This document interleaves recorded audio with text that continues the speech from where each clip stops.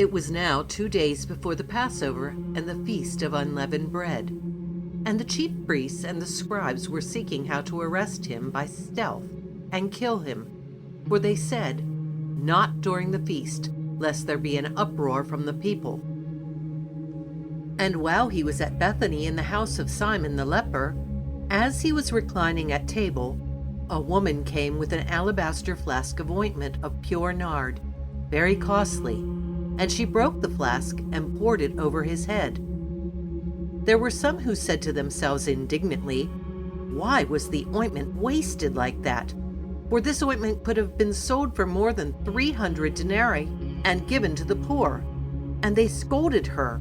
But Jesus said, "Leave her alone. Why do you trouble her? She has done a beautiful thing to me. For you will always have the poor with you, and whenever you want, you can do good for them. But you will not always have me. She has done what she could. She has anointed my body beforehand for burial. And truly I say to you, wherever the gospel is proclaimed in the whole world, what she has done will be told in memory of her." Then Judas Iscariot, who was one of the 12, went to the chief priests in order to betray him to them. And when they heard it, they were glad and promised to give him money. And he sought an opportunity to betray him. And on the first day of unleavened bread, when they sacrificed the Passover lamb, his disciples said to him, "Where will you have us go and prepare for you to eat the Passover?" And he sent 2 of his disciples and said to them, "Go into the city, and a man carrying a jar of water will meet you. Follow him, and wherever he enters, say to the master of the house, 'The teacher says, where is my guest room, where I may eat the Passover with my disciples?' And he will show you a large upper room, furnished and ready. There prepare for us." And the disciples set out and went to the city and found it just as he had told them, and they prepared the Passover. And when it was evening, he came with the 12, and as they were reclining at table and eating, Jesus said, "Truly I say to you, one of you will betray me, one who is eating with me." They began to be sorrowful and to say to him one after another, "Is it I?" He said to them, "It is one of the 12, one who is dipping bread into the dish with me. For the Son of Man goes as it is written of him. But woe to that man by whom the Son of Man is betrayed. It would have been better for that man if he had not been born." And as they were eating, he took bread, and after blessing it, broke it and gave it to them and said, "Take, this is my body."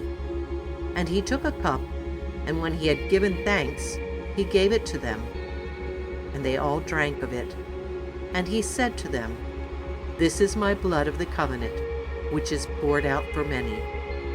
Truly, I say to you, I will not drink again of the fruit of the vine until that day when I drink it new in the kingdom of God."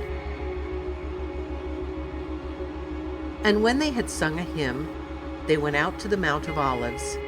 And Jesus said to them, "You will all fall away, for it is written, I will strike the shepherd, and the sheep will be scattered. But after I am raised up, I will go before you to Galilee." Peter said to him, "Even though they all fall away, I will not."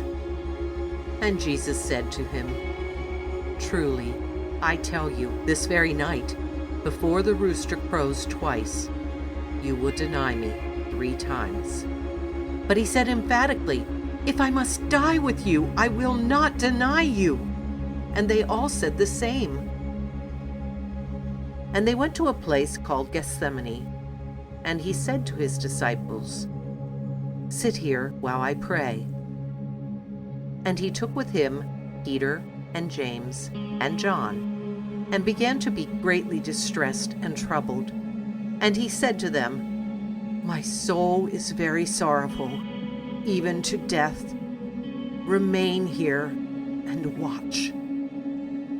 And going a little further, he fell on the ground and prayed that, if it were possible, the hour might pass from him. And he said, Abba, Father, all things are possible for you. Remove this cup from me. Yet not what I will, but what you will. And he came and found them sleeping. And he said to Peter, Simon, are you asleep? Could you not watch 1 hour? Watch and pray that you may not enter into temptation. The spirit indeed is willing, but the flesh is weak. And again he went away and prayed, saying the same words. And again he came and found them sleeping, for their eyes were very heavy, and they did not know what to answer him. And he came the third time and said to them, Are you still sleeping and taking your rest? It is enough. The hour has come. The Son of Man is betrayed into the hands of sinners. Rise, let us be going. See, my betrayer is at hand.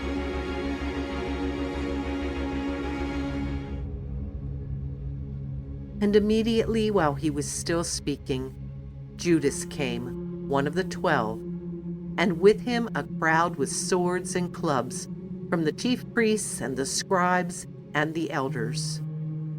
Now the betrayer had given him a sign, saying, The one I will kiss is the man. Seize him and lead him away under guard. And when he came, he went up to him at once and said, Rabbi, and he kissed him. And they laid hands on him and seized him. But one of those who stood by drew his sword and struck the servant of the high priest and cut off his ear. And Jesus said to them, Have you come out as against a robber, with swords and clubs to capture me? Day after day I was with you in the temple teaching, and you did not seize me. But let the scriptures be fulfilled. And they all left him and fled. And a young man followed him with nothing but a linen cloth about his body, and they seized him, but he left the linen cloth and ran away naked. And they led Jesus to the high priest, and all the chief priests and the elders and the scribes came together. And Peter had followed him at a distance, right into the courtyard of the high priest. And he was sitting with the guards and warming himself at the fire. Now the chief priests and the whole council were seeking testimony against Jesus to put him to death, but they found none. For many bore false witness against him, but their testimony did not agree. And some stood up and bore false witness against him, saying, We heard him say, I will destroy this temple that is made with hands, and in 3 days I will build another, not made with hands. Yet even about this their testimony did not agree. And the high priest stood up in the midst and asked Jesus, Have you no answer to make? What is it that these men testify against you? But he remained silent and made no answer. Again the high priest asked him, Are you the Christ, the Son of the Blessed? And Jesus said, I am. And you will see the Son of Man seated at the right hand of power, and coming with the clouds of heaven. And the high priest tore his garments and said, What further witnesses do we need? You have heard his blasphemy. What is your decision? And they all condemned him as deserving death. And some began to spit on him, and to cover his face, and to strike him, saying, Prophesy! And the guards received him with blows. And as Peter was below in the courtyard, one of the servant girls of the high priest came, and seeing Peter warming himself, she looked at him and said, You also were with the Nazarene, Jesus. But he denied it, saying, I neither know nor understand what you mean. And he went out into the gateway, and the rooster crowed. And the servant girl saw him and began again to say to the bystanders, "This man is one of them." But again he denied it.